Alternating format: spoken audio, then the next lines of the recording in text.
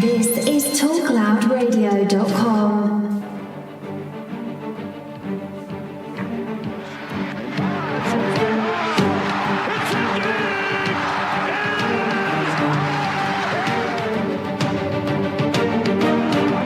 Deep one for the end zone. Phelan is down there. Oh, he got it! He got it! He got it!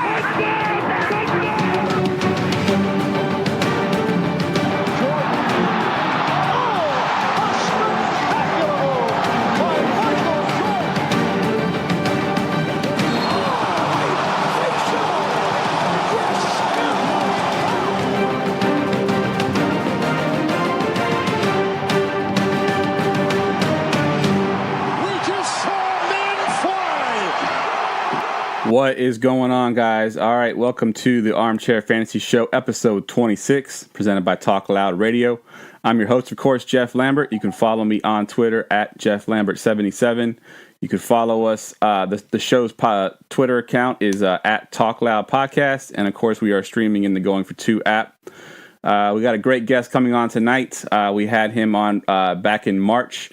For the NCAA Tournament, for March Madness. He came on and talked some March Madness with me, even though I don't know much about March Madness and college basketball. But tonight we're getting him on for a sport that I do know a lot about, and that's the NBA. Talking about, of course, basketball insider Mike Truth, a.k.a. At King of B-Ball News on Twitter. Mike, how you doing tonight, man? Man, doing great. Thanks again. Had to come on for the Armchair Fantasy Show Nation. Had to bring the truth and nothing but the truth to your fans. Again, thanks for letting me come on again, man. Yeah, no problem, man. Love to have you on. You're a great guest. And I love talking some basketball, especially NBA, because I know a lot more about NBA. I can offer a little bit more insight than I did when we did the March Madness one. So it's good stuff here. So first thing I want to kick off things with is, of course, we're recording this on a Tuesday night, so we just had the draft lottery go through. Give me your quick reaction to the draft lottery. Of course, the Suns win the draft lottery. Kings are number 2, and the Hawks are number 3. What's your instant reaction to the draft lottery tonight? Oh, I love it, man. The draft lottery is the best show on TV for guys that's not even in the NBA yet. So I love it. Of course, everyone knows I'm big on the draft. I actually do a rundown of the top prospects every single month. I'm big on grassroots, so I've seen these kids all the way since their 9th grade years in high school. So very familiar with it. I've been saying for a while, DeAndre Ayton is the best talent to come out in quite some time. He's a 7-footer, can go out and shoot the three, play for Arizona 1 year. Everyone knows he allegedly got $100,000 from Coach Miller to Arizona, but either or, he's going to be the number 1 pick. I still think the Atlanta Hawks fans should be happy. They're going to get a player in Marvin Bagley that any other draft, he'll be number 1. But, yeah, we got a few more weeks of that. I will be in the combine this week, so that's going to be fun. And I'm going to bring a lot of knowledge to people from that. But, nice. Yeah, it's going to be a good draft. Nice. I'll have to get you on after the combine. We can talk some prospects too. Again, I won't know much, so yeah. you'll be the expert on the show. But I'd love to get you back on. Absolutely. So I saw a thing just kind of hit my phone right before I got on here that, of course, the Mavs fall out of the top 3. Dirk Nowitzki tweets out just a simple "of course." ... What do you think about that tweet from Dirk? Man, they just can't catch a break out there in Dallas. No, man, I've been living in Dallas for about 4 months now, and yeah, they can't catch a break for anything. I tweeted a while back, the only thing that's exciting in Dallas for basketball is Tyrese Maxey, and he's a high school kid that just committed to Kentucky, probably the number 1 in his class, and that's sad that they got an NBA franchise, but he's the highlight of basketball in Dallas. So, man, yeah, it's been bad, but we have a Hall of Famer in Dirk, and he's a great guy on and off the court. So hopefully, they can get some love from him. Definitely. Hopefully they can do some things with free agency or something. They seem to have a bad offseason every year. I mean, they had that whole DeAndre Jordan fiasco, of course, signing him and then backing out of that. So it's been a nightmare there in Dallas. And at least Dirk got one, though. I mean, I'm glad he got at least one, but I'd like to see him get one more before he retires. Absolutely.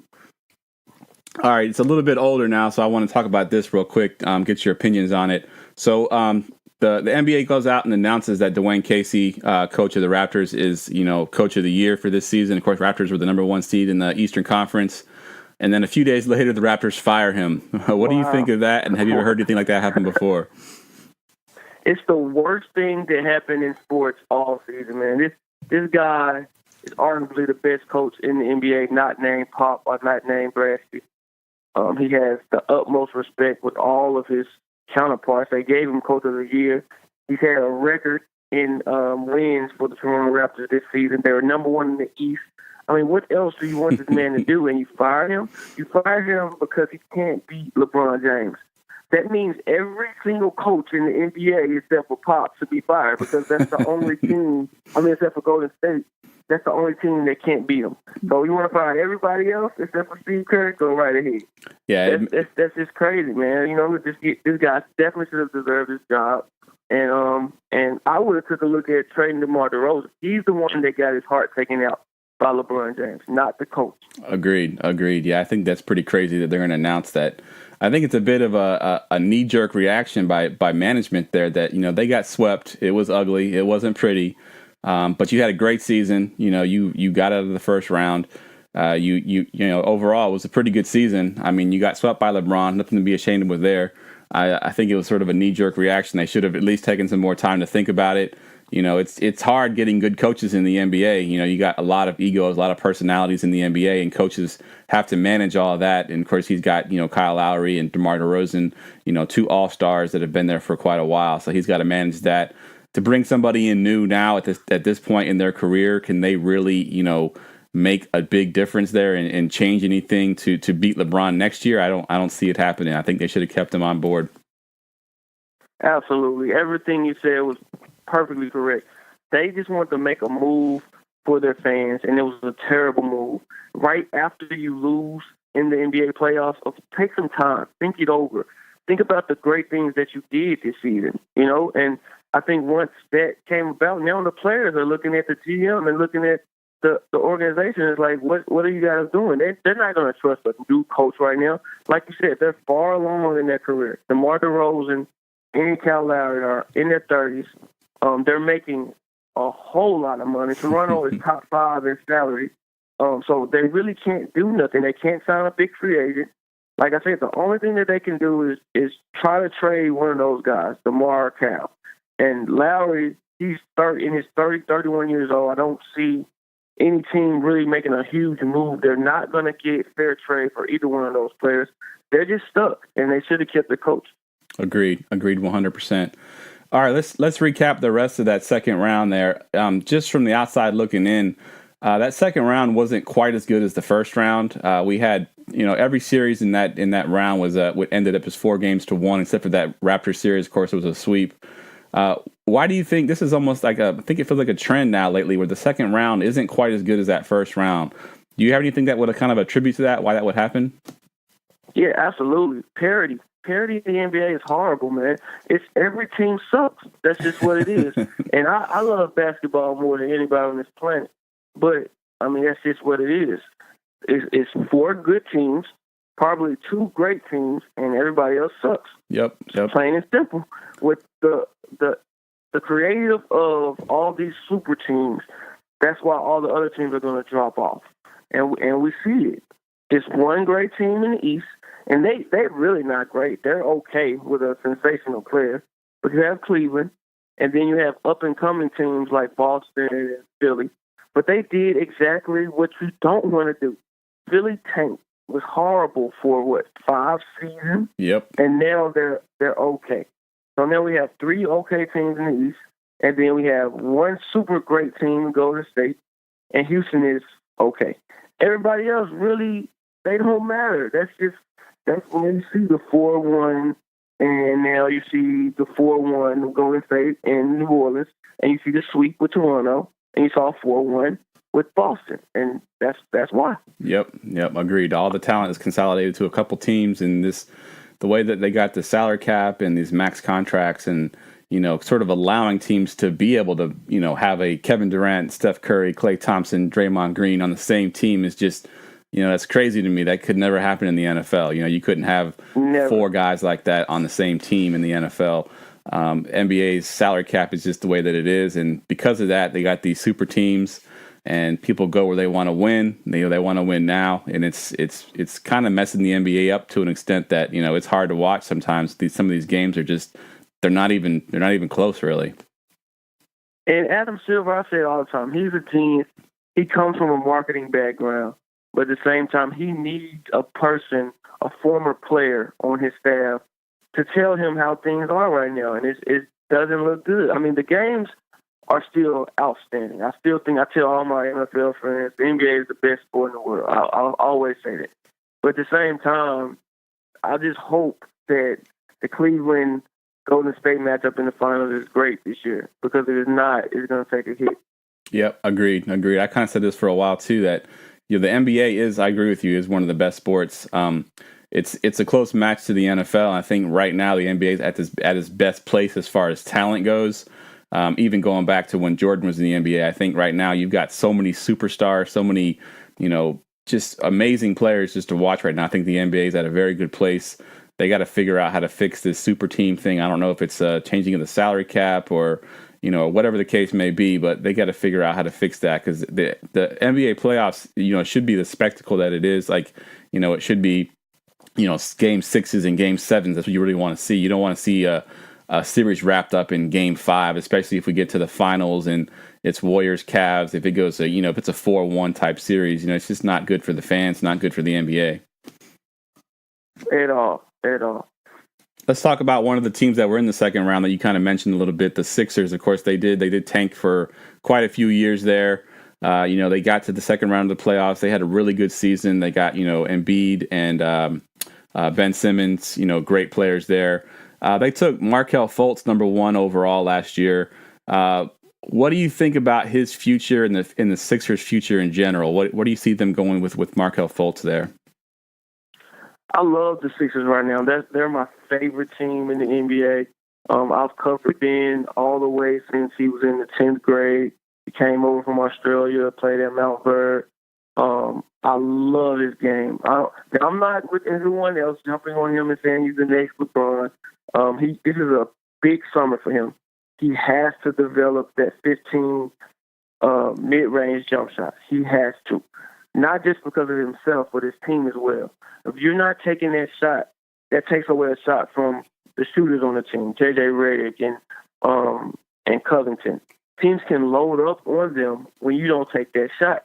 So it's very important, not just for his development, but the team's development. I think Embiid has, if he stays healthy, he can win some MVPs one day. The kid is, to me, the most complete big man in the game. And I'm not putting AD in there. I'm saying just centers. I see AD as AD can play all 5. Anthony Davis can play all 5 positions. So I'm putting Embiid as a center. I think he's the most complete center in the NBA, both making an effect on the game defensively and offensively. And I think if he stays healthy, I think the sky's the limit. Brett Brown came out and said they need a big-time free agent, and Embiid came right back and said he thinks they does not. He thinks they have everything they need on that team to win a championship. Now, I wouldn't go that far because, you still have Golden State, and if LeBron stays in the East, I don't see you beat him for another 2 seasons. But I think the future looks very bright. They're very exciting to watch with all the shooters and 2 outstanding players. Now with Markelle, man, it's crazy what happened with this kid.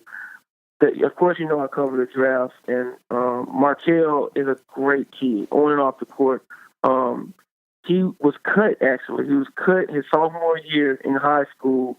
He went to the legendary DeMatha High School, was cut off of his high school team. And he came back his junior year and became an All-American. That's this kid. He's a hard worker, one of the hardest workers I've seen at that level. And he worked his way off to the #1 pick. Now, a lot of people I know are saying now that he shouldn't have been the #1 pick. You take the #1 pick for what they did in college before they got in the NBA. I don't say he's a bust. It's just been one season. Now, the situation with the shoulder, I've talked to many people. The Philadelphia 76ers organization are not saying anything about it. They continue to say it's a shoulder. I really don't think it was a shoulder. It was something else. I don't know what, but it was. And then for you not to play him a lot in the playoffs, that wasn't a good look at all. And I really thought it was going to lead to a firing of Brett Brown. But it didn't. I think, they can work their relationship out. Still, as a number one pick, you're paying him way too much amount of money to not play him. And he's a talent. I think he could have had a 20-point game in the playoffs. And then you're losing to the player that you could have had in Jason Tatum. So that looks horrible as well. But like I said, they can work their relationship out. I see him having a bigger impact next season. I think T.J. McConnell, he probably won't get signed back. Even though he's a good player. He's an NBA player, no doubt. But I think Markelle will have a bigger role, especially with Ben and Embiid. And I think the future is very bright. Yeah, I agree with you 100% there. I think, I think the Fultz situation is a little weird because we don't really know exactly what happened there. But their future does look very bright, and I do think that Fultz can end up being a very good NBA player. I agree 100%. I just think that they're a couple years away from contending. I think that they're going to have to wait till LeBron either retires or goes out to the West before they can get past LeBron. But I agree 100%. I think with Embiid too. I think the thing the NBA wants from Embiid, Embiid, not only is he a great player on the court and this and that, but he's big into the social media. Star, man. Yeah, he's a star, man. Off the court, he's a star. Exactly. He's. even before he had played a single NBA game, he was sending out tweets and he was in the news just from his Twitter account and the different things he was talking about on there. And now that he's in the game and he is a good player, I think that he's a real big personality and good for the NBA overall. Yeah, I think that was the thing. They were waiting. They were waiting to see. He's a great off the court, but he has to be a star for him. To do all this stuff off the court, you got to be a great player on the court. And once that happens, oh man, NBA is that's the reason why the NBA is better than the NFL. They know how to market their star players. They got that to a T, and that's what they're doing with Embiid. All the young kids, they love Twitter, they love Instagram. When you have a big-time talent like that, that's huge on both of those things, I call him the now version of Shaq. That's what he is, because he knows how to do both things. Yep. And don't take that for granted. He's still a great player, and he wants to win. So I love Embiid's game and off the court as well. Yeah, that's a great comparison to Shaq. I was going to say that he's like, the biggest personality at the center position since Shaquille O'Neal. So I think that's a good parallel there. All right, let's look at the last year's draft here. I want to sort of get your opinions on, if we were to redraft the top 10 here from last year, how you would go about doing it. Of course, we talked about Markelle Fultz going number 1. I'm just give the recap of who went. So we had Markelle Fultz to the Sixers at number 1. We had Lakers taking Alonzo Ball at 2. Celtics took Jason Tatum at 3. Suns got Josh Jackson at 4. The Kings got De'Aaron Fox at 5. Jonathan Isaac to the Magic at 6. Lauri Markkanen, I can't never say his name correctly. He actually got drafted by the Wolves and then traded to the Bulls at 7. The Knicks took Frank Nitkalinka. I can never say his name right either. Number 8, Dennis Smith at 9, and then Zach Collins at 10, and then traded to the Portland Trail Blazers. So let's go through these top 10 picks here. Who do you got going number 1? It's tough, right? Of course, no one, even anybody, whatever they say, no one could see that Donovan Mitchell was going to have the year that he had. I was even wrong about it. And I call myself, and everyone, I'm Mike Truth, right? I was even wrong about Donovan Mitchell. And I've covered this kid since he was in high school. I didn't see it. In high school, he was a post player. He had no skill whatsoever. He was all athlete. And I'll tell anybody this, and they know it as well. He was a post player. At Louisville, his game started coming together, but he still was not a jump shooter. He was just a pure athlete. To me, even in the draft, he went 13. I thought that was high. Wow. I swear I thought that was high for him to go 13. I thought he would go, late first, early second. That's what I had him. And the season that he had, man, is tremendous. He's a hard worker, and that jump shot, people say, the jump shot just comes, man. If you get comfortable and then you get the opportunity.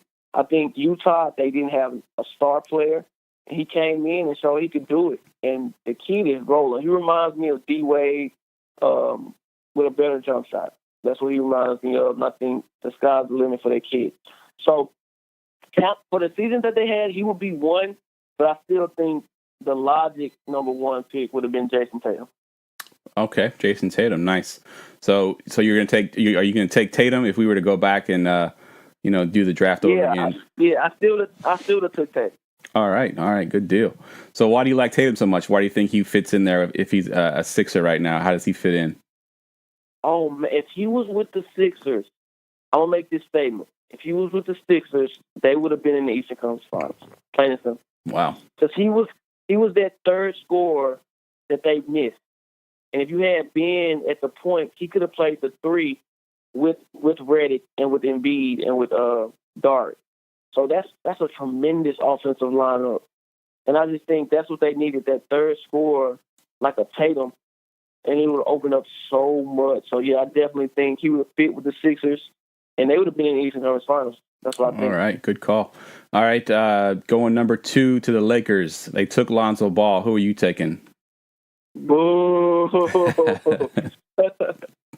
So I'm not going to hate on Lonzo, man. I think, like I said, you're picked by what you did in college. And in college, he was the best point guard, bar none. Not even close. He was the number one point guard. He made that team great. So that's why they took him. I still think he had an okay rookie year. I just think all of the drama with his dad and everything, that made people hate him, right? That made people hate him. He had an okay rookie year. I still would have took him too. I think, like I said, if we're going by the seasons that they had, it'll be Jason Tatum. But if we're going by logic, I still would have probably took,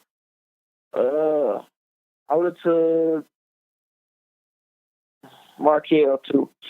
Taking Markelle too. All right, fair enough. And I'm with you on that Lonzo Ball thing. I had this argument a lot of people like hating on Lonzo Ball, and I said, basically if Lonzo Ball was a rookie last year, he's rookie of the year. Because if you compare his numbers to the rookie of the year, Malcolm Brogdon, it's not even comparable. Ball had the much better season than Brogdon did, and most people can't even give you who last year's rookie of the year was. I think this class of rookies is just that good that they just made Lonzo Ball look like he wasn't as good as everybody else. But really, I mean, any other year, he's rookie of the year this season. Absolutely. And it was so great to see that because a few years ago, top 10 picks was playing in the D-League, man, and it was terrible. Yep. Now it's so many rookies had a great, great year. You had you had Tatum, you had Laurie Marketing, he had a big year. Dennis Smith had a big year. Zach Collins had a big year. Donovan Mitchell had a big year. All the way down to even OJ for Toronto, he had a big year. I mean, it was a lot of rookies that had a good year. Definitely. All right, number 3, you've already drafted Tatum somewhere else. So where is the Celtics going with this number 3 pick? I go ahead and give it to Lonzo. Lonzo Ball for the Celtics. All right, fair enough. Yeah, they definitely could have used Lonzo Ball this season. I think. You think if they had taken Lonzo Ball, you think that they're a better team than they already are. Being the number 2 seed, you think that he would have fit in there with Kyrie Irving? That would have been tough. I mean, I just said Lonzo for the kind of year that he had. That's why I said Lonzo. But Gotcha. the fit wise, man, if we had a vision that Kyle Kuzma would have had the year he would have had, and he was on that roster, oh man, that would have been nice. Definitely. All right, number 4, we got the Suns, who just won the number 1 pick for next year. I guess for this season coming up. Number 4, the Suns took Josh Jackson. Who are you taking? I would have took Lard. My God, Arizona, stand up. Definitely. He had a really good season for the Bulls. I mean, the Bulls had a bad season overall, but he was definitely one of the lone bright spots there for sure. Oh, he's nice. He's going to definitely have a great, great career. 7 foot. He fits that stretch 4. And people don't say he rebounds at a higher clip than people really think. He's going to have some big scoring games with Chicago, but of course they don't have a great team. They're very young with Zach LaVine and Dunn and Laurie. They're going to be the 3 for them a while. So he's going to have some big scoring games next year. All right. Up next, we got the Kings at 5. They took De'Aaron Fox. Who you taking? That's a tough one, man. I take Dennis Smith. Both point guards, but Dennis just showed he has that electric to his game. And a lot of people thought, De'Aaron could have been. People were saying De'Aaron could have been Rookie of the Year. That's the kind of hype they were putting on him. And a person like me, I've watched this class for a long time in AAU ball, and all these point guards went at each other in AAU. Lonzo Ball, De'Aaron Fox, Dennis Smith Jr., Malik Monk, all these guys have been going at each other that long. And I think Lonzo probably, him and Dennis was the best in their high school days. But when they got to college, scouts fell in love with De'Aaron Fox and his speed. But it just didn't translate, probably because it was the Kings. And, of course, anything that goes to the Kings doesn't work out. That's true. That's probably why. But I think next year, with George Hill was there at first before he got traded to Cleveland. So to have the whole offense for, summer league and then throughout the whole year, I think that'll benefit him and he'll have a better sophomore year. Agreed, 100% there. Number 6, we got the Magic taking Jonathan Isaac. And honestly, if you had asked me beforehand to name out the 10 picks, I don't think I would have named him. I don't think he had much of a rookie season. I could be wrong. I didn't see too many Magic games. But what do you think of the pick that they took, and then who are you taking at number 6? Yeah, I was really, really disappointed in Isaac. Some people had this kid as a sleeper for Rookie of the Year.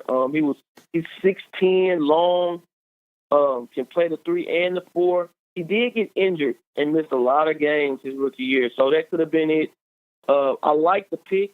Then I like the pick, but for the season that he had, Zach Collins had a nice year for Atlanta.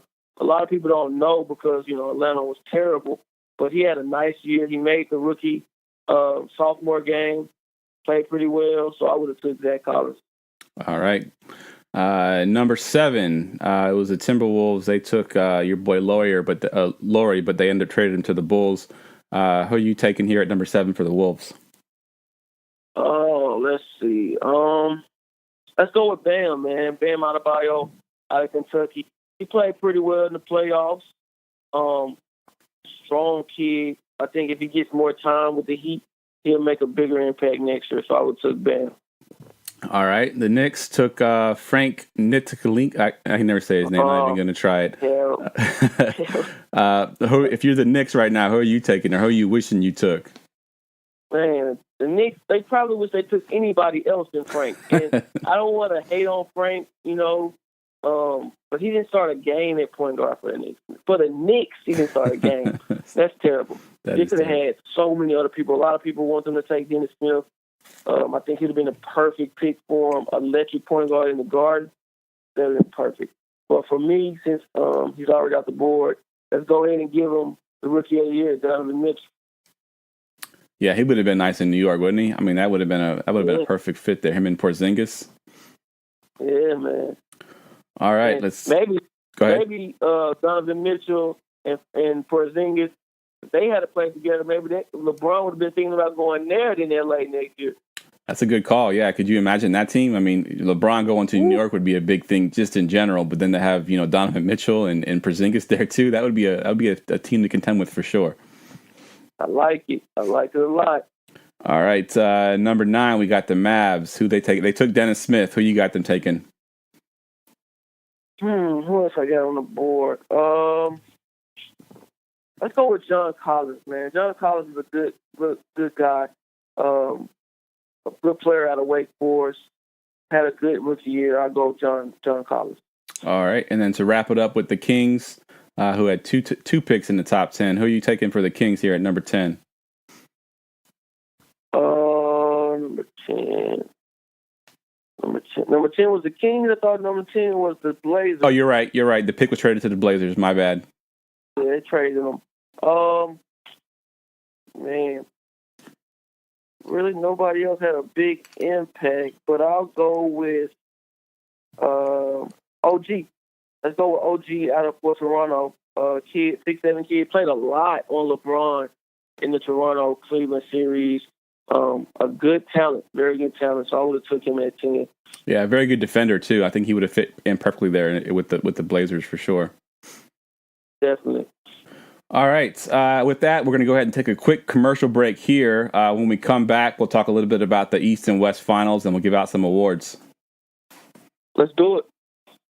3 shows, 1 podcast. The Talk Loud Radio podcast combines sports, nerds, and pop culture with the Pay Me No Mind Show.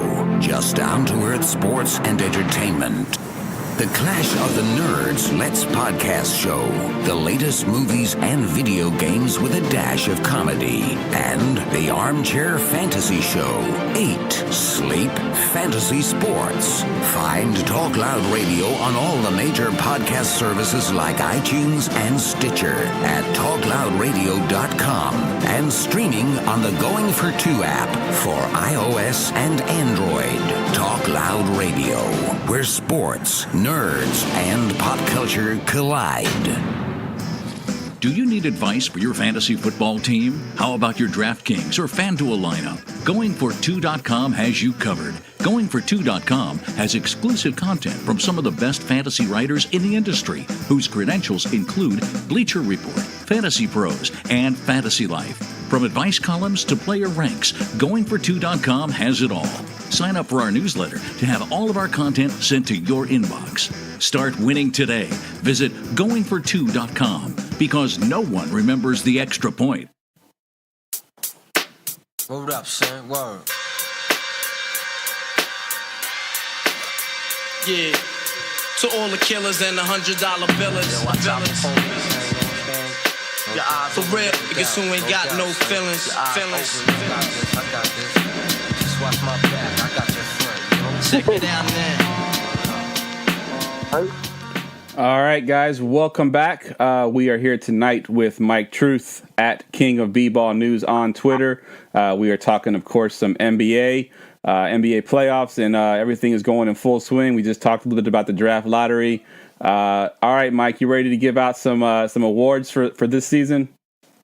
Let's do it. The Mike Truth NBA Awards. Let's get it. Let's do it. Before we get into the awards, I want to mention one thing though, just off the top here. We talked a little bit earlier about Dwayne Casey getting Coach of the Year. I think it was fully deserved. But what do you think about Brad Stevens of the Celtics not getting a single vote for Coach of the Year? Let's just say the hate is real in the NBA, man. All these coaches hating on Brad Stevens. I call him Pop Jr. That's what I call him. Because he's Pop all over again, man. The kid, I call him Kid because he still looks 12. But Coach Stevens is the thing that he's doing with these Celtics is amazing. All the injuries, their 2 best players, Kyrie Irving, Hayward, both of them out, and they're still probably the favorite now to go to the finals out of the East. That's amazing what he's doing, bringing all these guys together. It's amazing. X and O's. If anyone don't know, he came from Butler. He took Butler to the championship 2 years in a row. So that alone shows what he can do. So I'm very impressed with him. I hope that he can knock off LeBron this year. It's going to be tough, but I'm very impressed with what he's doing right now. Agreed, 100%. I couldn't believe he didn't get one single vote. I mean, I think Dwayne Casey was deserving of that Coach of the Year, even though he ended up getting fired. But I think Brad Stevens deserved at least to be in the conversation, and he wasn't even voted for one single vote. That's crazy to me. The hate is real in the NBA. Definitely. All right, let's start off with these rewards here. Of course, the NBA now does their awards ceremony after the NBA playoffs is all said and done. We did get Coach of the Year already, but we're going to go ahead and go through the rest of these awards here. Who do you have as your 6th man of the year? My 6th man of the year has to go with Sweet Lou Williams, the Clippers. She's going to be his 2nd time winning it.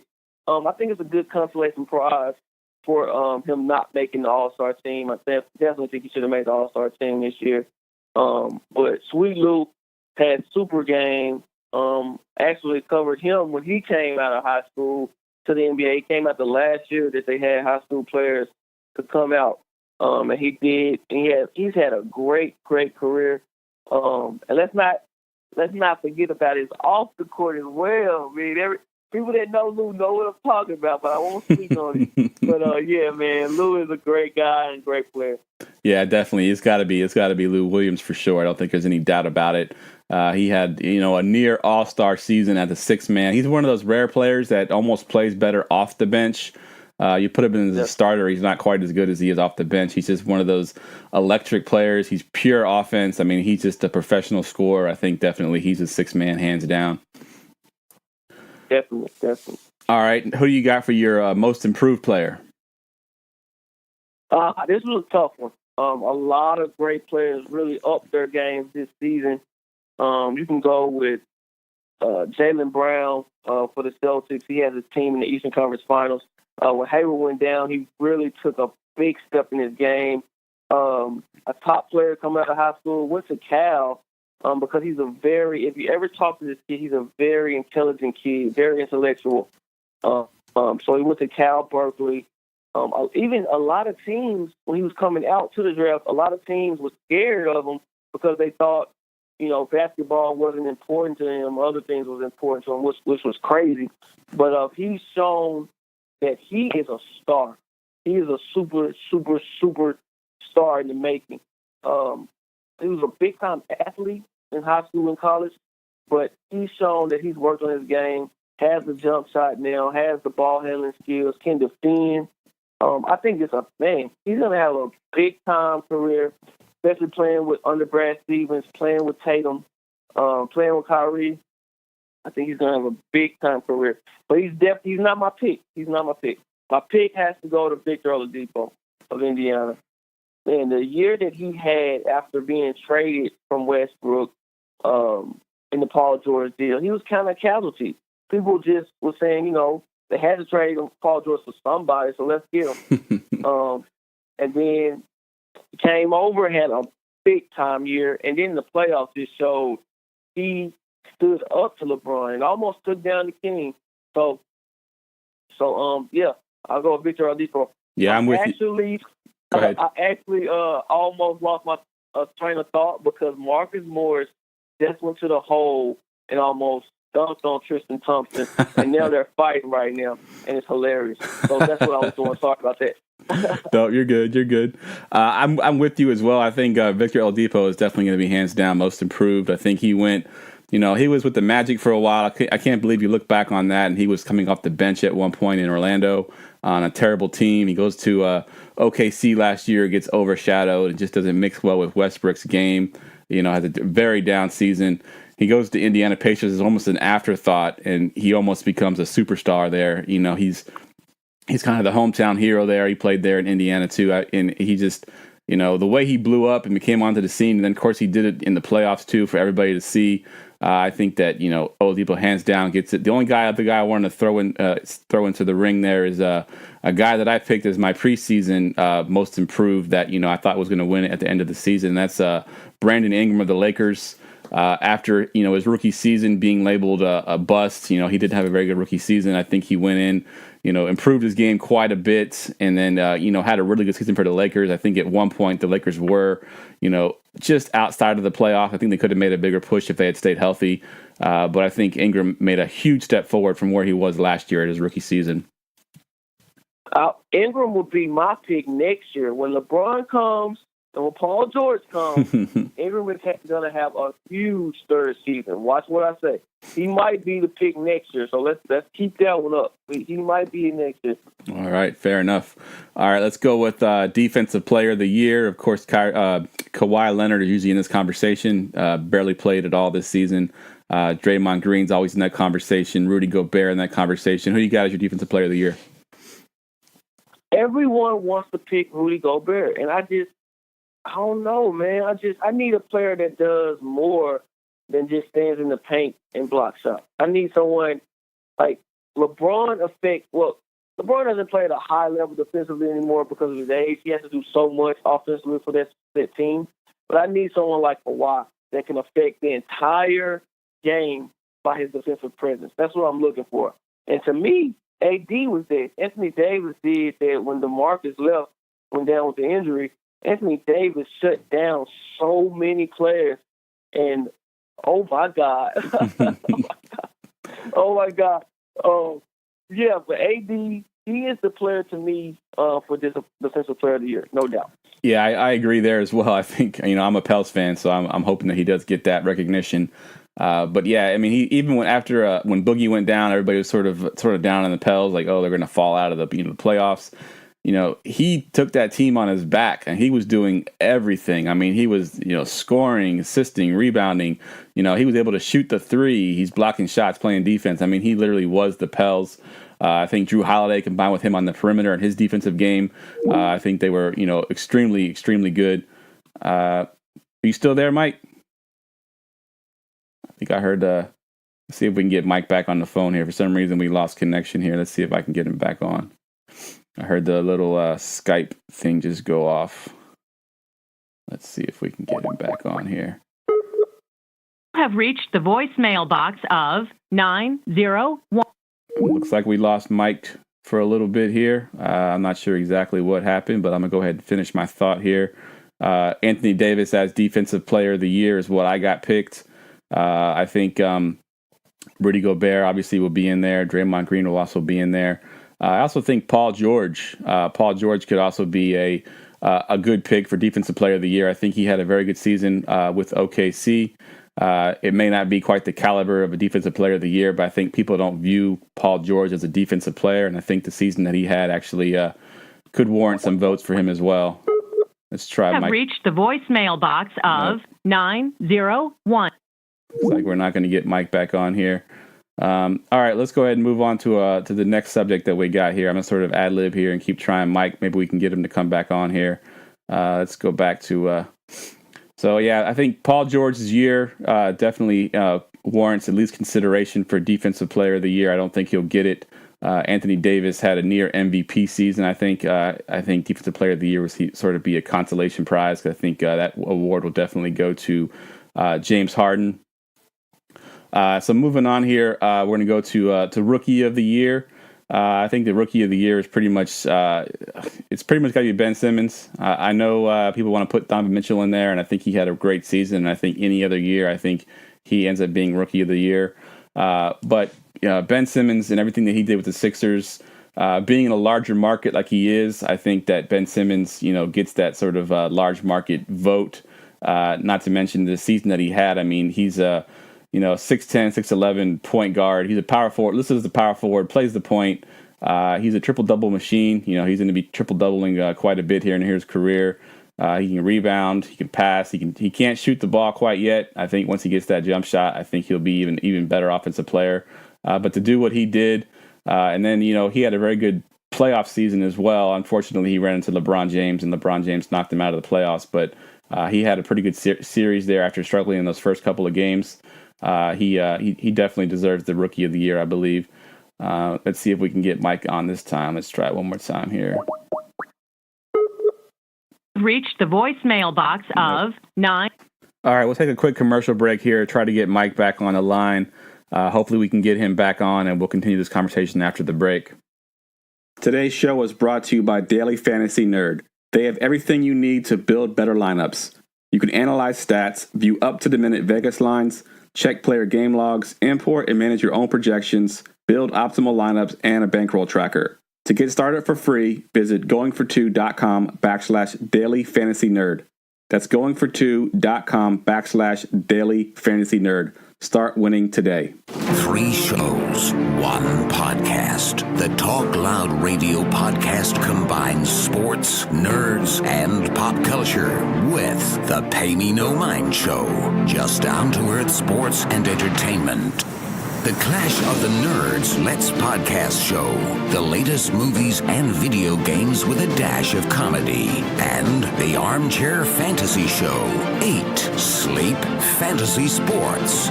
Find Talk Loud Radio on all the major podcast services like iTunes and Stitcher at TalkLoudRadio.com and streaming on the Going for 2 app for iOS and Android. Talk Loud Radio, where sports, nerds, and pop culture collide. Yo, what's up? This is Tajay of the Mighty Souls of Mischief crew. I'm chilling with my man Festo, my man A+, and my man Boat. He's dope. And right now, we're just maxing in the studio. We're hailing from East Oakland, California, and Sometimes it gets a little hectic out there. But right now, we gonna up you on how we just chill. Dial 7 digits, call up Bridget, her man's a midget. Plus she got friends, yo, I can dig it. Here's a 40 swig. All right, we're able to get Mike back on the phone. We lost connection there for some reason. Again, we're here with Mike Truth at King of B-Ball News on Twitter. We were talking, of course, about Defensive Player of the Year. You were telling me about Anthony Davis and why you thought he was Defensive Player of the Year. Go ahead and finish your thought there. Yeah, of course. AD, right now I think he's the second best player in the world under LeBron. And it's just a matter of time before he comes number one. He does so much for his team defensively. He covers up so many mistakes. And that's the reason why I think he's Defensive Player of the Year and the second best player in the world. His team, they're not as talented at all as some of the major teams in the NBA right now. They have players that, to be honest with you, would have been in the D-League with any other team. I'm just being honest. I think Eton Moore is a great player from Purdue. He had, he wasn't supposed to be this. He got a big contract from New Orleans, and he was starting in the playoffs. Solomon Hill, another guy, he was playing in the D-League or sometime. And there's no disrespect to these guys. It's just other teams have talent level is just way, way better. And that's why I picked AD as my Defensive Player of the Year. Yeah, agreed. And we lost connection. I agree with you on that. I'm a Pels fan, so I love seeing Anthony Davis have a great season this year. I think he'll get some MVP consideration. I don't think he'll be the MVP. Obviously, I think that goes to James Harden, but I think the Defensive Player of the Year will be sort of a consolation prize for him. I do think they'll give it to him. I did throw one more name in the hat. I don't think he'll get the award, but it's least worth in consideration, and that's Paul George. I don't think people view Paul George as a defensive player, but if you actually watch any of the OKC games, he steals wise, just locking down the other team's best player. Usually, I think Paul George had a really good season defensively. What do you think of Paul George as a defender? Paul, I think back in his heyday, before he became the total player that he is now, top 10, some people list as him top 10 player in the NBA. I think he was a better defender back then. Now that people see that, the type of overall player he is, the offensive game, they don't look at his defensive ability as much, but he is. He's a lockdown defender. Of course, on that Thunder team, he has to guard the best player because Melo is not going to guard anybody. So he had to guard the best player then. And he's going to be LeBron, Scottie Pippen next year with the Lakers. So it's going to work out. All right. Yeah, you said that a couple of times. Do you think it's really going to happen? Yeah. You think we end up with Paul George and LeBron James in L.A.? Man, I hope, because I'm all about the storyline. That's why the NBA is the best league in the world. But the storyline, like this year we had OKC, we had could Golden State repeat LeBron, maybe his last year. It was just so many storylines. And if we had that, LeBron, Paul George, Lonzo, Brandon Ingram, Kyle Kuzma, man, against the Warriors, oh man, that'd be the best storyline of all time. So that's why I want it to happen. All right, fair enough.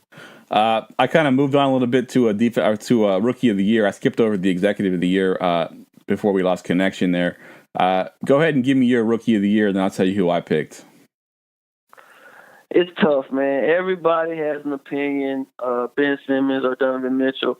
And Tatum should get some votes, definitely. But I think it's all about the rule. The NBA says if you do not play your first year, you're a rookie. That's the rule. So I'm a firm believer of following rules, right? So I got to go with Ben Simmons. I just think both players, even Tatum, all three players are big-time talents. And I mean big-time, like they can be consecutive all-star type of level players. But I just think Ben is something more, man. Ben is special. He's special. You don't see this type of talent in like decades. He's 6'10". The ability to control a game without even a jump shot. And we're talking about the NBA. We're not talking about AAU, college, high school. We're talking about with the most amazing athletes in the world. he's doing what he's doing without a jump shot. 6'10", can handle. He's defending point guards. I guess that people don't see that. He's defending point guards at 6'10". And if he develops that jump shot, man, it's going to be scary. So that's why I'll pick Ben. Nothing against Donovan Mitchell. Nothing against him at all. I see D-Wade in the making. He's a great, great player. Scores, highlights. Did you see when he shot the floater and went straight back up and caught it with one hand and dunked on two guys? Yeah, man, that was insane. Wow. That was amazing. So both players are great. Tatum is great as well. But Ben Simmons is my rookie of the year. Yeah, that's who I picked too, and I kind of alluded to the same things you alluded to. I think that people want to argue that he's not truly a rookie, but this precedence has already been set. I mean, Blake Griffin won Rookie of the Year in his technically second year. So I think that Ben Simmons, with the season that he had and the talent that he has, and that Sixers team, getting the 3 seed after being so terrible for so long, I think Simmons will get the Rookie of the Year. But Mitchell, again, great player. I love Donovan Mitchell. I think that he's going to be a superstar. I think that, I kind of like that Dwayne Wade comparison. I think that's very similar to how he plays. He has a very good mid-range game, which Dwayne Wade, of course, lived on, made a career on. But he's kind of got that little bit of extra range, too, where he can step out a little bit farther, hit a 3. So I think that Mitchell's going to be a good player, going down the road. All right, Executive of the Year. Who do you got for your Executive of the Year? Oh, man, there's only one name that needs to be said. Danny Ainge, man. He's not even close. Whoever's second, it don't matter. Danny Ainge, what he's done with this team, all these injuries, man. Everybody saw the Hayward injury, first game of the year. Oh, horrible. And to have this team in the Eastern Conference Finals, maybe going to the finals, that's amazing. It's amazing. Danny Ainge, no doubt about it. Agreed 100%. I actually wrote an article probably in December, sort of going over some of the top storylines headed into, to the new year. And one of the things that I kind of backtracked on and ate some crow on is because I was kind of bashing Danny Ainge from some of the moves that he was making. I'm like, okay, you made the Eastern Conference Finals last year. You were a great team. You basically turned your entire roster over.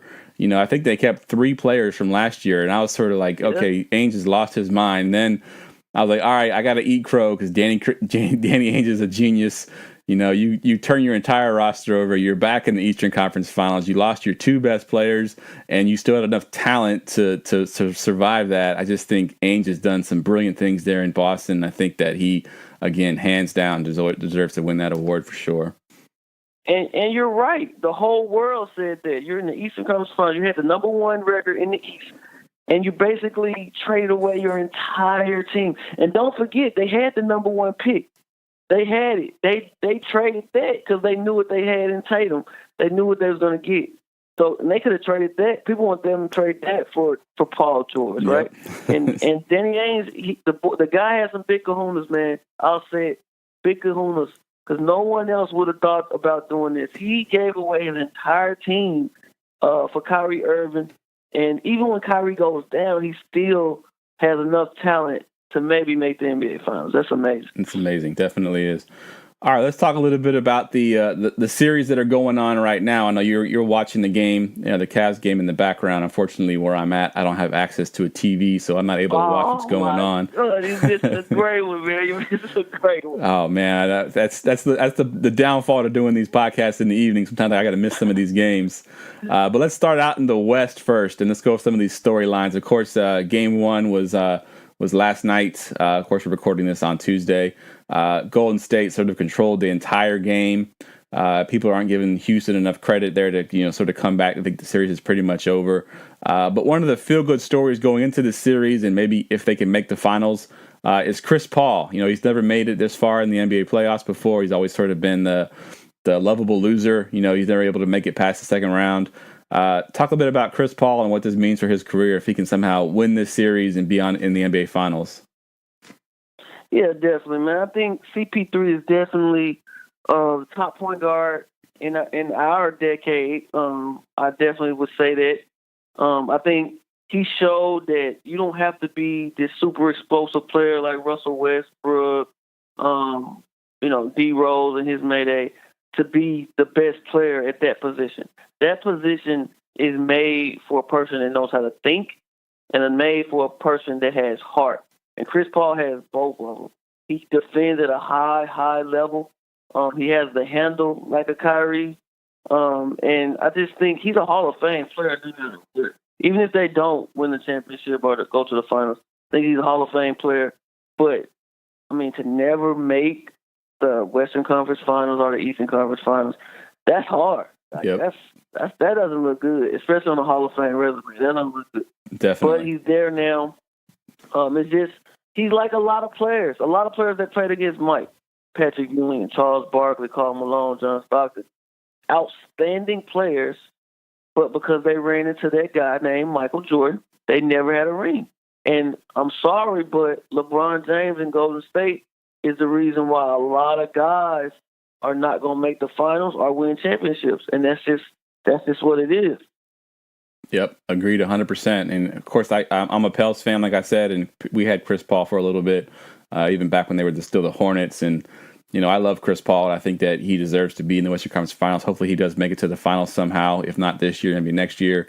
But, yeah, I love him as a player. I think he's a great player. I think you're right. He's not that sort of explosive, sort of, you know, high-flying type guys we're used to, like Westbrook and, you know, even Curry has a little bit of flair and flash, where Chris Paul is just a really, really good point guard. He's what you want your point guard to be, run the offense. Everyone is better when he's on the floor. I think that, you know, if he can make it to the finals, people, you know, the world will see how good Chris Paul is. I don't think he's quite gotten his love yet as a player, and I think that if he can make it to the finals and kind of show what he's all about, I think that, you know, he might get some more recognition for that. Definitely. All right, let's talk a little bit about Draymond Green. Of course, game one, he gets a tech. He pushes James Harden. You know, there's always a thing with Draymond Green. Can he make it through an entire series? Do you think he can go this whole series and not get ejected at least one game? Who knows? Who knows with Draymond? That should be the headline. Who knows with Draymond? Listen, the Golden State Warriors would have been going for their fourth consecutive championship if not for Draymond Green and his craziness against the Cavs. That's the only reason why they lost that year to the Cavs. That's the only reason. Because he did something crazy. Agreed. And just we saw in game one, another crazy moment from Draymond. I don't know if he gets off on this because of everybody else, of course, Steph can shoot it, Clay can shoot it, and Katie is just world greatness. But I guess he just like, I have to do something crazy so I can get recognition. I don't know what it is. I really don't. He's a good player. He's a good player. If he was on another, and listen, I'll say this. I'm not scared to say it. If he was on another team, what we know Draymond Green, honestly, like what we really know him, he would be an okay player. I don't think he'd be an all-star player at all. Agreed. If he was on Detroit, he would not be an all-star player. You're playing with absolutely greatness. Play a role, Draymond. You've been an all-star. You're a high-paid player. You're up for Defensive Player of the Year every year. All he has to do is play his role, and he'll get all of this to him and win multiple championships. But if you continue to do this craziness, you'll lose championships, and they will blame you. Yep. And exactly. You don't want that. You do not want that. Exactly, 100%. I agree with you on that. And I think if this series does get chippy, I think Draymond Green could find himself sitting out one of these games because of that. You know, that technical foul, just there was no reason for it. It wasn't even like Harden was even doing anything. No. It just makes zero sense to me. All right, so looking at this series, of course we know all the big names: Chris Paul, Steph Curry, Durant, Harden, et cetera, et cetera. But if you had to pick one role player for each team that has to play well for his team to win this series, which guy you taking from both teams? Oh, it's easy for Houston. Definitely Capella. I've said this time and time again, he's the MVP of this team. I wouldn't say MVP, he's the most important player for them to beat Golden State. Even if they go small, they have to continue to have Capella in the game. The way that he runs the floor as a big man is so important against this team. They have no big that can play him, that can keep him off the board. Draymond cannot keep him off the boards. If he can rebound at a high level and defend the paint, he's the most important player. They can get some wins. Now, I still don't think they will beat Golden State. Nobody will beat Golden State. The Harlem Globetrotters won't beat Golden State. Okay, they won't. So I think if he plays great, it'll make it a series. I will say that. Now for Golden State, oh my goodness, man, who you want to pick? Draymond, Clay, Steph, KD. It's crazy. They're loaded everywhere, right? They're loaded everywhere. Even my guy Jordan Bell doesn't even get tick time anymore because they're so loaded. It doesn't matter. I can pick anybody, and it doesn't matter. They're going to win it. It's just if they're going to win in 5 or they win in 6. That's the only question. Agreed. And I agree with the Capella. I think at one point in the season, I don't know if it ended the season this way, but at one point there was a stat, with the Houston Rockets without Chris Paul in the lineup had a winning record. The Houston Rockets without James Harden in the lineup had a winning record. The Rockets without Capella in the lineup had a losing record. So that just shows how important he was. It was a small sample size. It was sort of early in the season, but it just shows you how much of important he was. I think even if you watched Game 1, you saw how important he was too. The Rockets were determined to have him on the floor, even though the Golden State Warriors went small. I think he had back-to-back possessions where he blocked Steph Curry, and then the next possession actually ended up defending Steph Curry, ended up stealing the ball from him. So you can kind of see his versatility, and I think he is the key player. If the Houston has any shot whatsoever to win this series, I think he has to play big. Absolutely. Pay the man. They didn't want to pay him. Now they got to pay him even more. Yep. Pay the man, Houston. Agreed. All right, let's. So you've already said Golden State's going to win. If you had to pick in how many games, who are you taking? How many games you giving him? Well, since I'm watching the game right now, I still can't pick a team over LeBron. I can't do it. So I'm still going to take Cleveland in 7 against Boston, and then of course, Golden State. I'll give Houston 1. Just because, they had an outstanding season, and I like CP3 and I like Harden. So I'll give Houston 1. I think they'll win game 2, and then that'll be it. I'll take Golden State in 5. All right. Let's look at some of the Eastern Conference storylines here. Of course, the Celtics blow out the Cavs in game 1. I'm not watching the game right now, so I don't know what's going on in the game right now. But as a Cavs fan, are you worried about the Boston Celtics? Are you worried that they won't get to the finals? Absolutely. Right now it's 91-80 with 7 minutes left, Boston. So, of course, everyone says a series doesn't start until the home team loses. That's what everyone says. So if Boston wins this, they'll be up 2-0. Now, Cleveland can easily say, they did what they're supposed to do. They won at home. That's what everybody will say. But at the same time, they have to come to Cleveland and win 2. And the way they've played in these 2 games, I don't think they can do that. I really don't.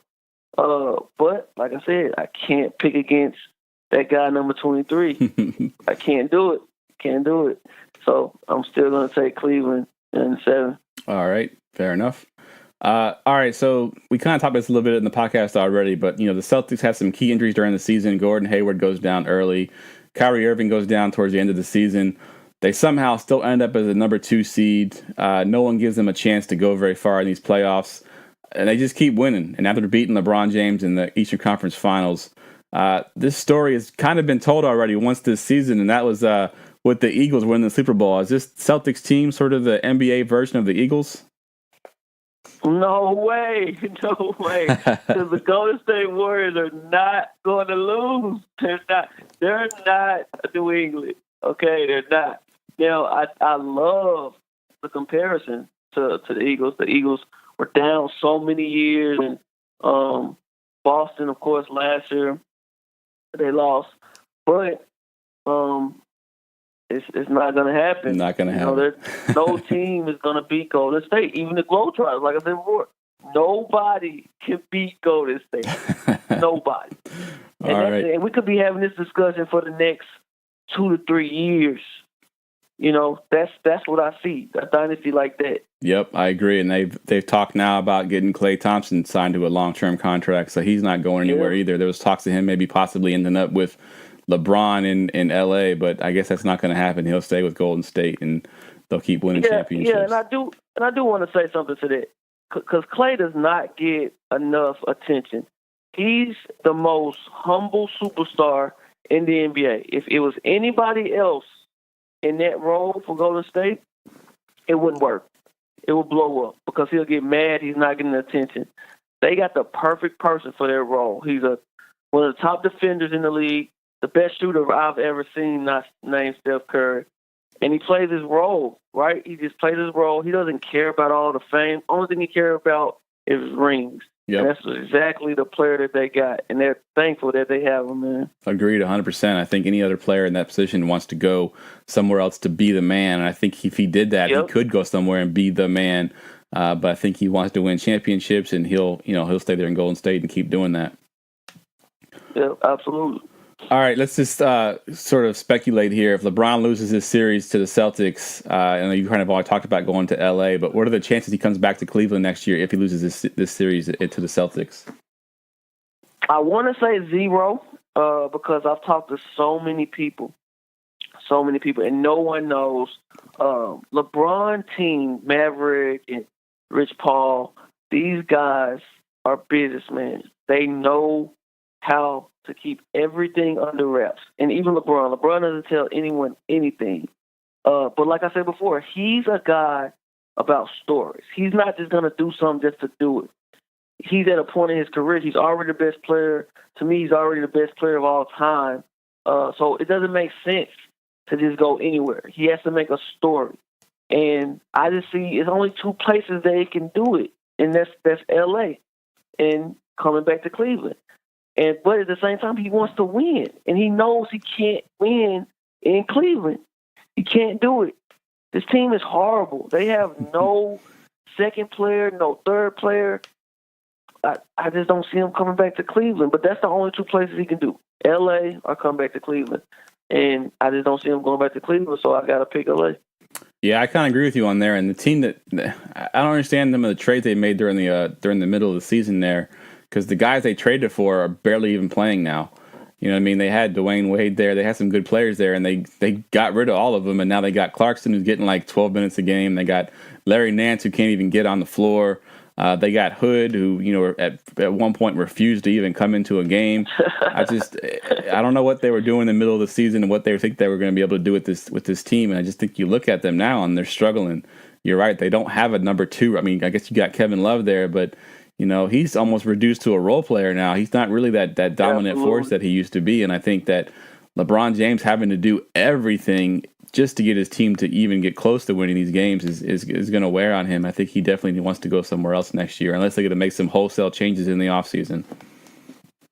That's the only way. They have to get a superstar to come to him in Cleveland. And I don't see a player coming to Cleveland because they know LeBron wants to get out.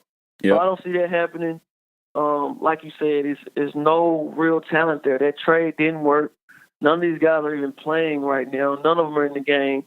I'm interested to see. I think it's still LA. All right, good deal. All right, so you kind of already alluded to the Warriors winning it all. So if it is Cavs-Warriors, how many games are the Warriors winning in this one? Oh, man. So it's not a what if. It's just how many. So Golden State's definitely going to win it. But like I said, it's LeBron, man, and anything can happen. He doesn't have Kyrie with him this time. So I'll say Golden State in 5. I'll get 1 to LeBron. Oh, wow. Well, Golden State in 5. I really hope you're wrong. I want to see more NBA than that. Me too, man. Me too. I wanted to at least go 6. At least give me 6 games. I'm going to pick the Warriors in 6. LeBron gets 2. I think he gets 1 at home and 1 on the road, and the Warriors win it in 6 games.